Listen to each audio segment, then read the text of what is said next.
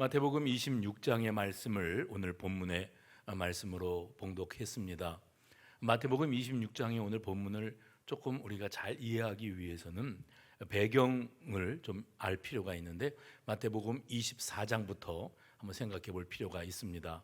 마태복음 24장은 어떻게 시작되는가 하면 예수님께서 예루살렘 성전에서 나오실 때에 그때에 제자들이 예수님께로 무언가 할 말이 있어 다가오고 있었다고 했습니다. 근데 예수님이 제자들이 하는 말을 다 듣지도 않으시고 그들이 하고자 하는 말을 알고 계셨습니다. 예수님 보십시오. 이 예루살렘 성이 얼마나 이 위용이 대단합니까?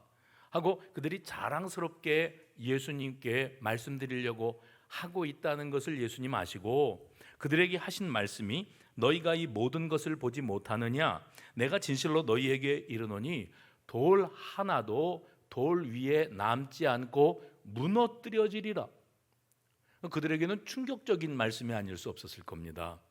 이 성은 대단히 든든하게 또 아름답게 잘 지어진 도성입니다. 예수님 어떻게 생각하십니까? 하고 그들이 예수님께 이 모든 것들을 자랑하고 싶었는데 예수님의 입에서 나온 말씀은 이 성이 돌 하나도 돌 위에 남지 않을 만큼 완전 폐허가 되는 날이 올 것이다. 이렇게 말씀을 하셨습니다. 그 후에 예수님이 감람산에 오르셨을 때 그 말을 들었던 제자들이 예수님께로 다가와서 예수님, 우리에게 좀 가르쳐 주십시오.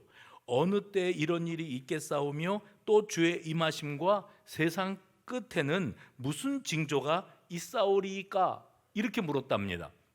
그러니까 이 질문을 통해서 우리가 돌 하나도 돌 위에 남지 아니하고 무너뜨려지리라 하셨던 예수님의 말씀을 제자들이 어떻게 받았는지를 우리가 넉넉히 짐작할 수 있습니다. 그들은 생각하기를 이렇게 든든하게 세워진 아름다운 성이 돌 하나도 돌 위에 남지 아니하고 무너뜨려지려면 그러면 전쟁이 일어나든지 지진 같은 어떤 천재지변이 일어나든지 아니면 세상 종말의 때가 오든지 그거밖에 없다 이렇게 여겼습니다. 그래서 예수님께 질문하기를 어느 때에 이런 일이 일어나겠으며 세상 끝날에는 무슨 징조가 있겠사옵나이까 하고 예수님께 질문을 던졌던 겁니다. 그때 예수님은 그들에게 마지막 날에 있을 징조들과 심판의 때 예수님이 다시 이 땅 위에 재림하시는 날에 일어나게 될 사건들 그 징조들을 가르쳐 주셨다 했습니다. 이게 마태복음 24장입니다. 그리고 그 이후에 마태복음 25장으로 들어와서 천국 비유가 이어지게 되지요. 천국 비유는 열처녀 비유와 달란트 비유로 이렇게 이어졌습니다. 그리고 예수님께서 말씀하시기를 당신이 이 땅 위에 모든 천사들과 함께 다시 오실 때에 목자가 양과 염소를 나누는 것처럼 그렇게 할 것이다 라고 선언을 하셨습니다. 이것이 마태복음 25장입니다. 이렇게 마태복음 24장과 25장이 이어지고 그 다음에 오늘 본문이 마태복음 26장입니다. 이제 이때에 예수님께서 26장에 들어오기가 무섭게 2절에 이런 말씀을 하세요. 이제 이틀 후면 유월절이다. 유월절이 될 건데 내가 십자가에 못 박히기 위하여 팔리리라. 인자가 십자가에 못 박히기 위하여 팔리리라 라고 예수님께서 제자들에게 말씀하십니다. 그리고 이 말씀을 들은 제자들이 유월절이 이제 이틀 후면 다가오지 않습니까? 그러면 유대인들의 최대 명절인데 제자들이 예수님을 모시고 유월절 명절을 지낼 만한 만찬의 자리를 준비해야 되겠다 이런 생각을 갖게 됩니다. 그래서 그 만찬 자리를 준비하게 되어지는데 이때 당시에 우리는 그냥 최후의 만찬 그렇게 말을 하지만 예수님의 제자들이 이 만찬 자리를 지낼 때에는 유월절 만찬의 자리일 뿐이지 이것이 예수님과 자신들이 나누게 될 마지막 만찬이라고 생각한 사람은 아무도 없었습니다. 그리고 그 마지막 만찬의 자리에서 예수님이 말씀하시는 겁니다. 너희 중 한 사람이 나를 팔리라. 너희 중 한 사람이 나를 팔리라. 이제 이틀 후면 유월절인데 내가 십자가에 못 박히기 위하여 팔리리라. 너희 중 하나가 나를 팔리라. 이렇게 말씀하십니다. 그러면 분명해진 것은 이제 예수님께서 예수님을 배신하고 예수님을 로마 병정들에게 유대인들에게 넘겨주기 위하여 예수님을 배신하고 팔아버릴 사람이 있다. 누굽니까? 12명의 제자들 속에 있다. 이렇게 선언을 하셨습니다. 그러니까 그건 분명한 사실이 되어졌지요. 근데 그 말씀을 들을 때 너희 중 하나가 나를 팔리라 하고 말씀하실 때 제자들이 한결같이 그렇게 말했답니다. 나는 아니지요. 해봅시다. 나는 아니지요. 나는 아니지요. 나는 아닙니다. 나일 리가 없습니다. 나는 그런 사람 아닙니다. 도대체 누가 예수님을 판단 말입니까? 나는 아닙니다. 나만 아니면 됩니다. 지금 그렇게 그들이 말을 하고 있습니다. 그러니까 이 제자들의 마음속에 내가 예수님을 팔아먹지 않을 것만은 틀림이 없는데 호언장담, 자기가 자신을 제일 잘한다고 여기는 거죠. 우리 얘기입니다. 내가 예수님을 팔아넘길 것이 아닌 것은 틀림이 없는데 예수님을 배신하거나 등 돌리지 않을 것은 틀림없는데 그러면 나머지 11명 중에 있다는 얘기인데 누구지? 하는 생각만 그들이 가지고 있습니다. 그때에 예수님께서 가룟 유다도 이 말을 했거든요. 나는 아니지요. 근데 예수님이 네가 말하였도다. 가룟 유다가 그렇게 질문했을 때 다른 제자들이 있을 때는 가만히 계시다가 나는 아니지요. 나는 아니지요. 들으시다가 가룟 유다가 나는 아니지요. 그랬더니 네가 말하였도다 하시고 그 자리에서 성찬식을 거행하셨습니다. 그래서 그 마지막 6월절 만찬의 자리에서 성찬식이 진행이 되었고 그 성찬식이 오늘날 현대 교회가 거행하고 있는 이 절기 성찬식의 본래의 모습이었다. 거기서부터 유래했다고 말씀드릴 수가 있습니다. 그래서 이제 마태복음 26장에 들어와서 분명한 것은 예수님께서 알고 계셨다. 예수님의 12제자 중에서 한 사람이 예수님을 팔아넘길 것이라는 사실을 알고 계셨다. 헌데 제자들 12명은 한결같이 자신은 그럴 사람이 아니라고 단언하고 있었다. 그겁니다. 근데 마태복음 26장 31절 이하에 예수님께서 또 이런 말씀하셨습니다. 너희가 오늘 밤 다 나를 버리리라. 나를 팔리라. 나를 버리리라. 이때 또 나는 아닙니다가 등장합니다. 그런데 이번에는 모두가 주를 버릴지라도 나는 주님을 버리지 않겠습니다라고 큰 소리 친 사람이 하나 있었으니 가룟 유다가 아니었고요. 베드로가 그랬습니다. 그 베드로에게 예수님이 말씀하시죠. 오늘 밤 닭이 울기 전에 네가 3번 나를 부인할 것이다. 여러분이 여기서 알고 넘어가야 될 게 한 가지 있습니다. 조금 전에 예수님께서 너희 중에 한 사람이 나를 팔리라 하셨죠? 그리고 거기 있었던 제자들이 나는 아니지요, 나는 아니지요 라는 말은 저는 그럴 사람 아닙니다. 저는 제가 잘 압니다. 저는 아닌데 누굴까요? 도대체 어떤 녀석이 예수님을 배신하고 팔아먹을까요? 하던 그런 목소리가 있었는데 그렇게 나는 아니지요라고 말한 제자들 중에 가룟 유다뿐만이 아니라 12명이 다 그랬다니까 베드로도 너희 중에 한 사람이 나를 팔리라. 베드로가 나는 아니지요 했던 겁니다. 게다가 오늘 밤에 너희가 나를 버리리라 하고 말씀하셨을 때 다 주를 버릴지라도 나는 주님을 버리지 않겠나이다 하고 호언장담한 사람이 베드로입니다. 그러면 베드로는 이날 밤 이 자리에서 2번이나 나는 아니지요, 나는 아닙니다 했고 그리고 다 주님을 배신할지라도 나는 결코 그럴 사람이 아닙니다라고 큰 소리 쳤습니다. 베드로는 다른 제자는 모르겠습니다. 그런데 예수님 제가 확실히 말씀드리는데 나는 그런 사람 아닙니다. 그리고 아까 잠깐 말씀드린 것처럼 나만 아니면 된다. 해봅시다. 나만 아니면 된다. 극도의 이기주의입니다. 극도의 이기심. 다른 제자가 예수님을 판다고 할지라도 내가 그 자리에만 있지 않고 그런 사람만 아니면은 괜찮다라고 여기는 마음이 그의 중심에 자리 잡고 있었습니다. 그런데 저는 이런 생각을 해봤어요. 베드로가 다른 사람은 다 버릴지라도 나는 그렇지 않습니다라고 말할 때 다른 제자들이 어떻게 반응했을까? 성경에는 안 나오는데 제가 상상을 해보는 거예요. 야, 말이면 다 하는 줄 아냐? 너 우리가 있는 자리에서 우리면은 몰라도 너는 아니라고? 너는 너를 그렇게 잘 알아? 그러면 우리 중에 누구는 너하고 차원이 달라서 그래서 예수님을 팔아넘길 배신자가 될 그릇이라는 말이냐? 어떻게 너는 그렇게밖에 말을 못하냐? 아마 제자들이 그렇게 베드로를 향해서 타박하고 아마 싸움이 일어났을런지도 모르겠어요. 그리고 제자들이 나머지 제자들도 다 그랬습니다. 나도 주님을 부인하지 않을 것입니다. 35절이에요. 다 저는 아니지요 했고 다 나는 주님을 부인하지 않겠습니다 라고 말했습니다. 이후에 예수님께서 겟세마네 동산으로 가셨고 거기에서 땀이 떨어지는 핏방울과 같이 진을 짜는 기도를 하셨고 제자들은 졸음을 이기지 못하여 하다가 예수님의 책망을 받는 장면이 이어집니다. 그리고 가룟 유다가 예수님을 팔아넘기게 되고 예수님은 체포가 되어지고 당시의 대제사장이었던 가야바의 집들로 끌려가시게 되었습니다. 오늘 본문에 보면 읽지 않았습니다만 58절 한번 보십시오.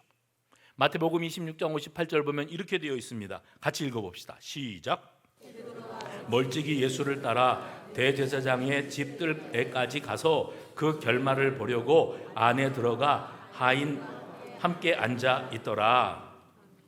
여기에 보면 베드로가 오늘 말씀의 제목이 여기서 나왔습니다.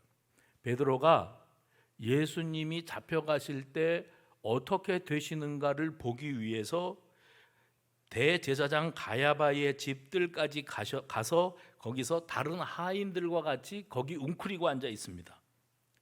모두 주를 버릴지라도 나는 결코 주를 버리지 않겠나이다 하는 말 속에 여러분 우리가 붙잡아야 될 게 있는데 그게 뭐냐면 자기밖에 몰라요. 이기주의입니다.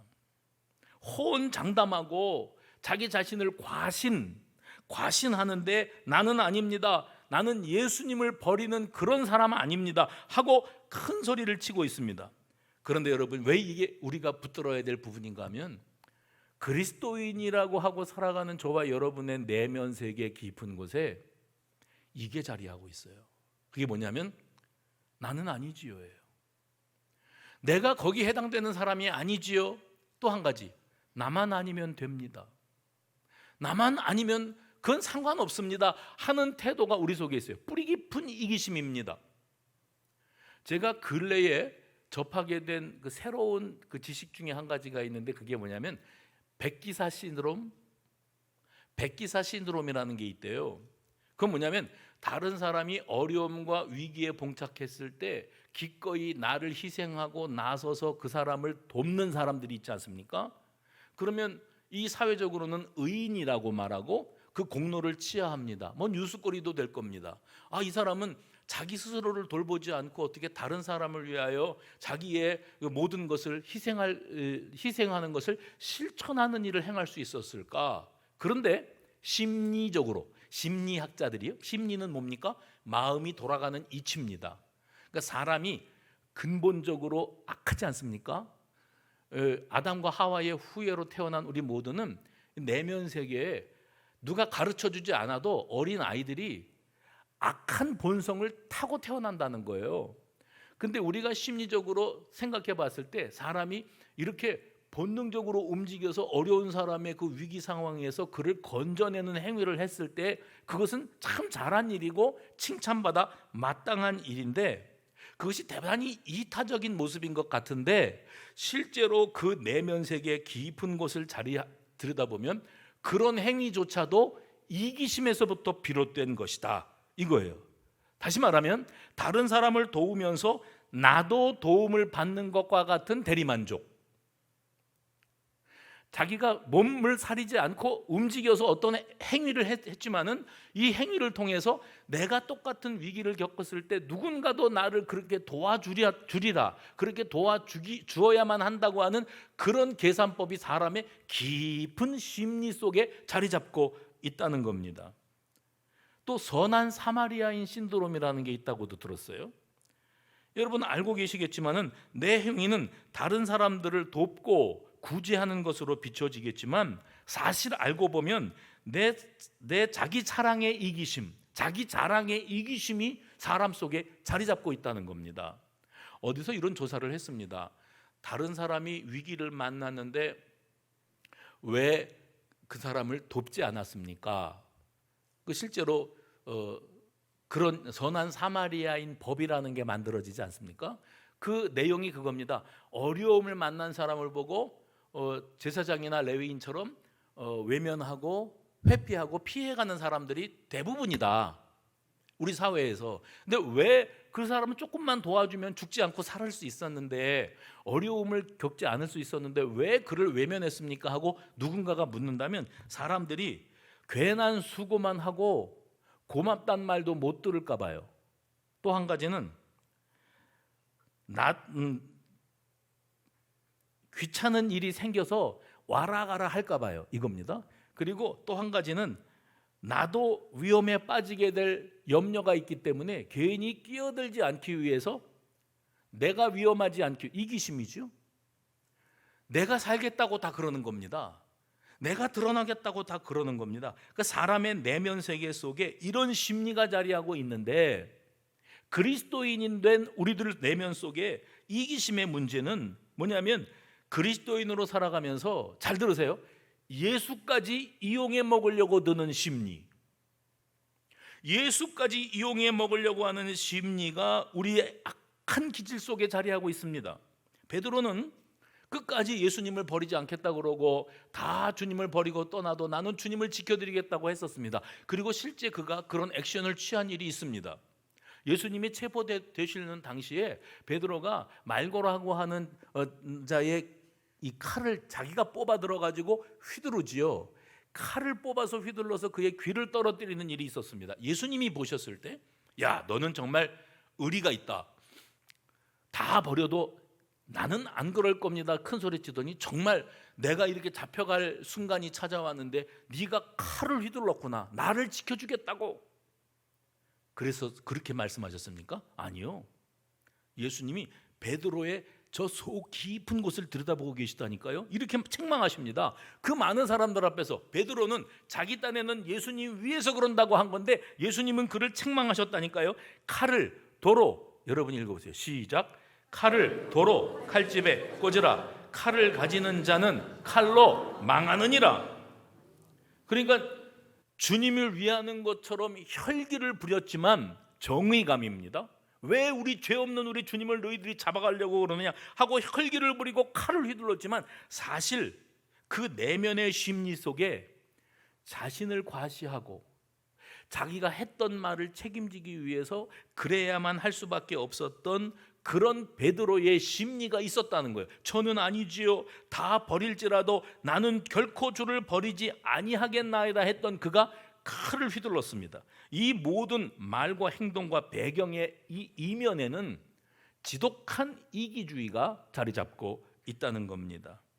그래서 겉으로 보면 다 주님을 위해서 그런 것처럼 비춰지지만, 우리를 들여다봅시다.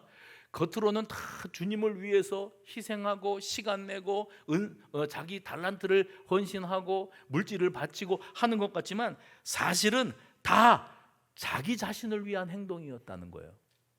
이 신앙의 출발점이 여기서부터 되어질 때 이것은 대단한 위험이 요소가 될 수밖에 없는 겁니다. 여러분, 우리도 주님을 예배하고 또 신앙생활하며 예배자로 살아가고 있는 것 같지만은, 돌아보십시오. 혹시 나는 나 자신을 위하여 이러고 있는 것은 아닌지, 나 자신을 위하여 내가 이러고 있는 것은 아닌지.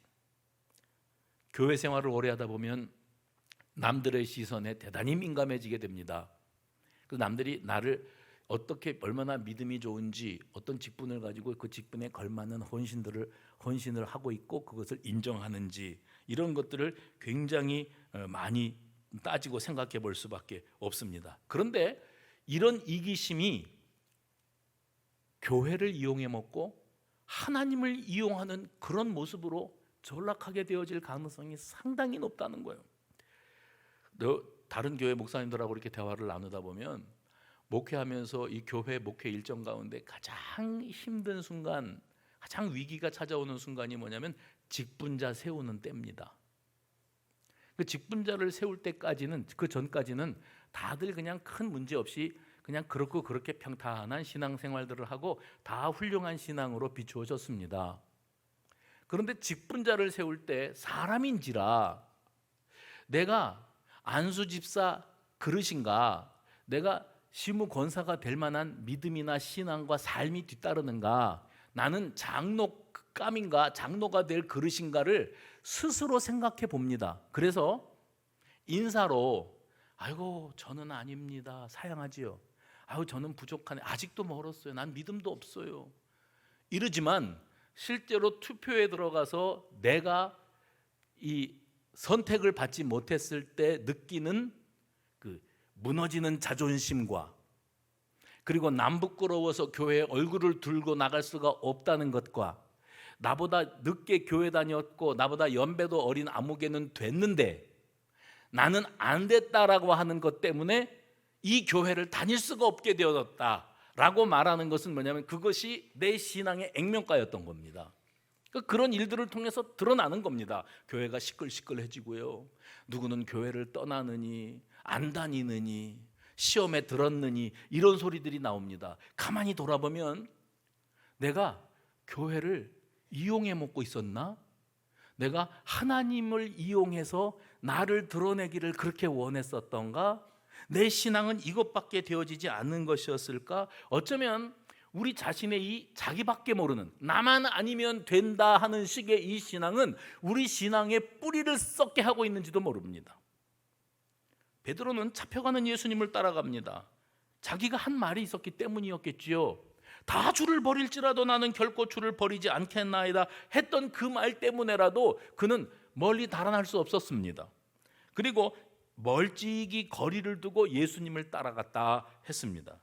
58절에 멀찍이 예수를 따라 대제사장의 집에 뜰에 들어까지 들어가서 그 결말을 보려고 안에 들어가 하인들과 앉아 있었다.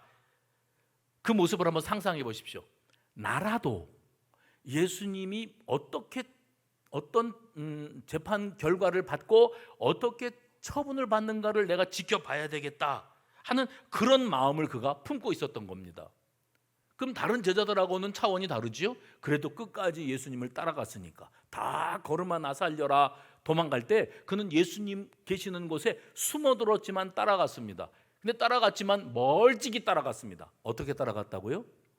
멀찍이 따라갔습니다. 거리를 두고 따라 들어가서 예수님이 판결을 어떻게 받으시는가를 자기가 제일 먼저 알기를 원했습니다.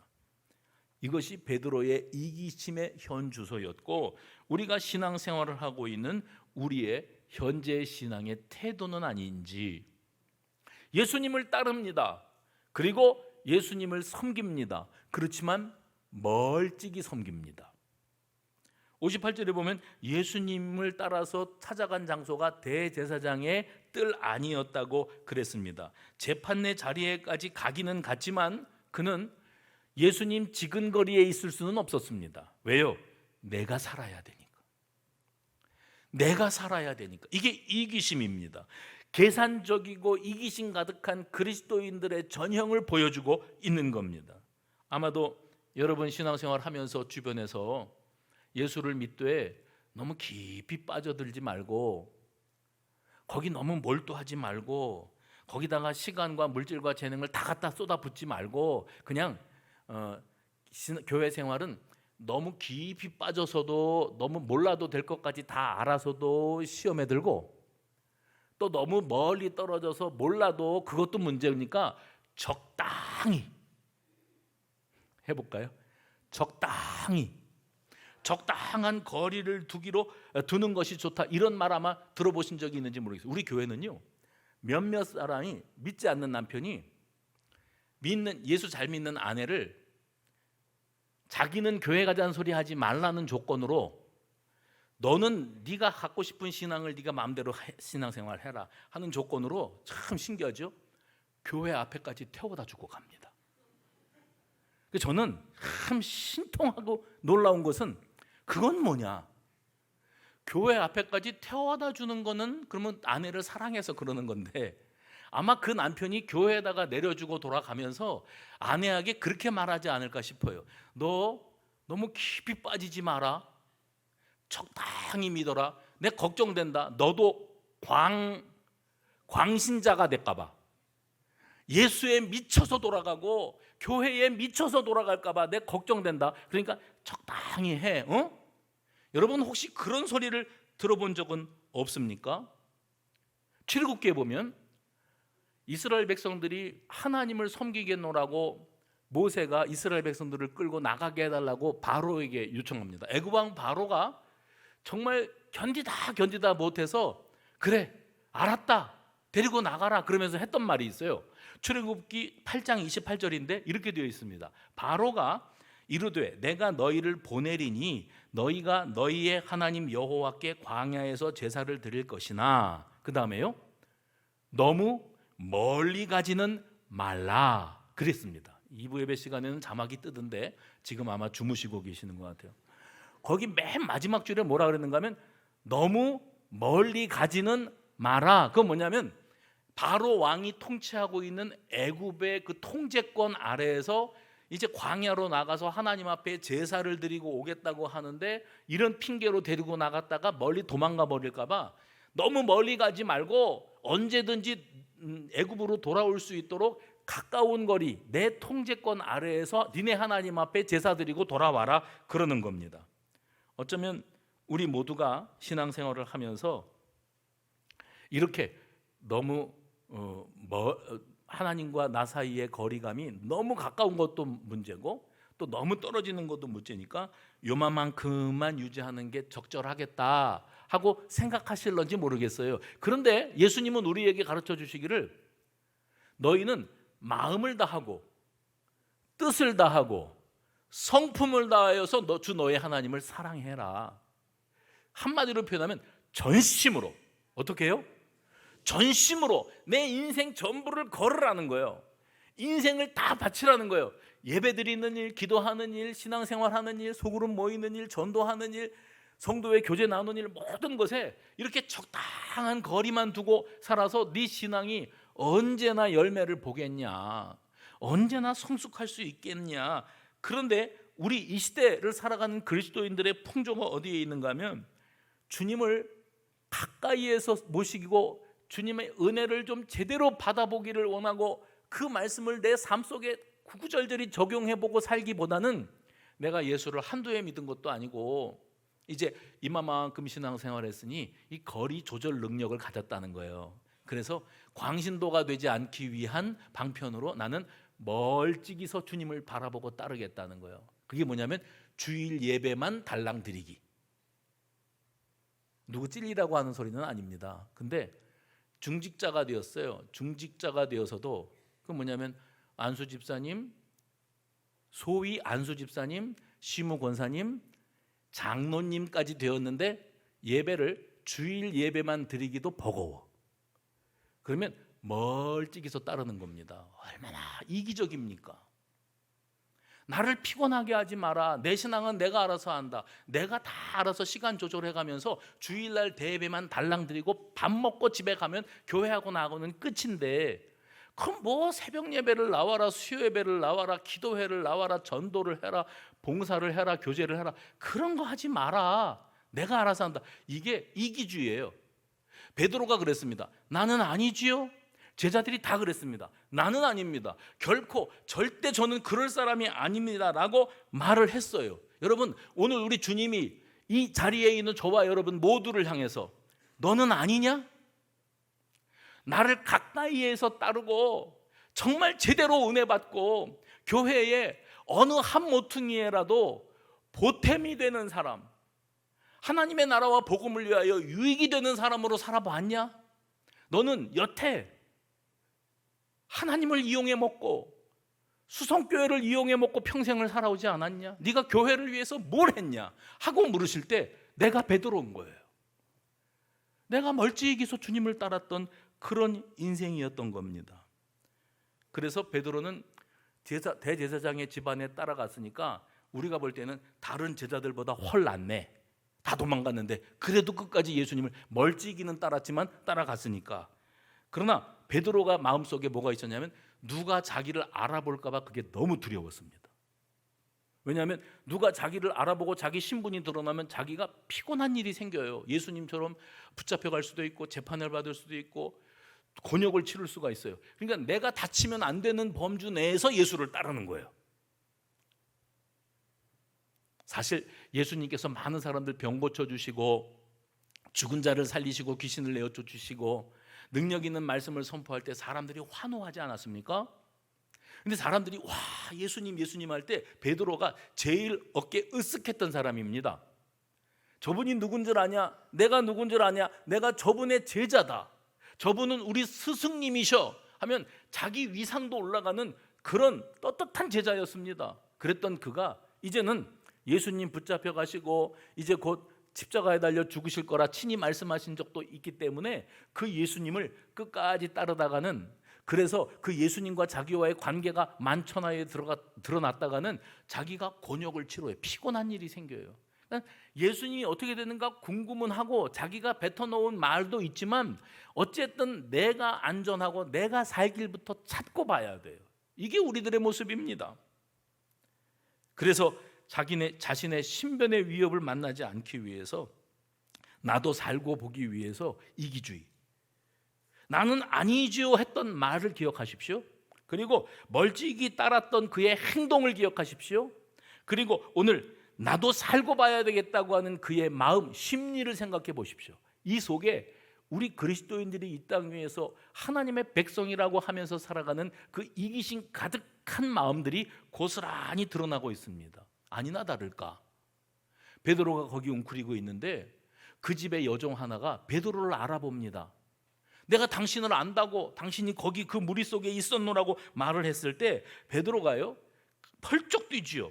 제일 먼저 뭐라 그랬는가 하면 베드로가 70절입니다. 베드로가 모든 사람 앞에서 부인하여 이르되 나는 내가 무슨 말을 하는지 알지 못하겠노라. 두 번째, 나는 그 사람을 알지 못한다. 72절. 세 번째, 그가 저주하며 맹세하여 이르되 나는 그 사람을 알지 못하노라. 대놓고 노골적으로 적극적으로 강하게 예수님하고 나는 아무 상관이 없노라 부인하고 있습니다. 다 주를 버릴지라도 나는 결코 주를 버리지 않겠나이다. 주님, 저는 아니지요, 저는 아니지요 했던 그 모습이 입에 침이 마르기도 전에 나는 그 예수 모른다고, 나하고는 아무 상관도 없다고 그렇게 큰 소리를 칩니다. 그래서 저주하며 맹세하여 흥분된 상태입니다. 그 생사람 잡을 소리 하지도 마라.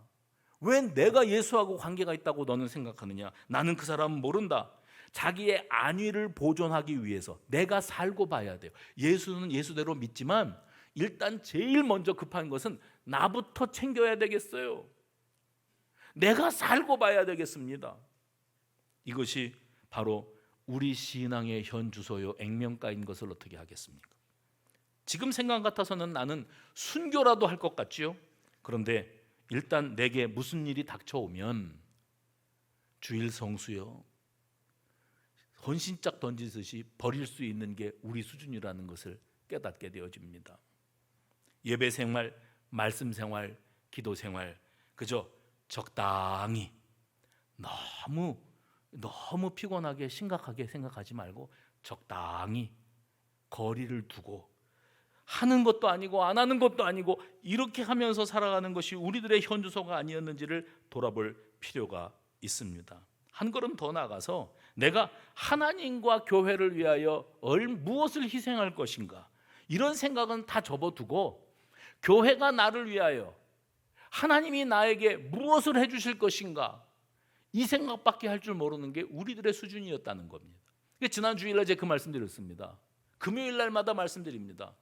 예수님은 아버지 나의 원대로는 마시옵고 아버지의 원대로 되기를 원합니다 하고 기도를 마무리했는데, 우리는 기도할 때 예수님의 기도를 본받기는커녕 뒤집어서 아버지 마음대로 하실 생각하지 마시고 내가 달라는 대로만 주시고 내가 원하는 대로만 해주시옵소서. 여태 그러고 우리는 신앙생활을 합니다. 이기주의, 자기밖에 몰라요.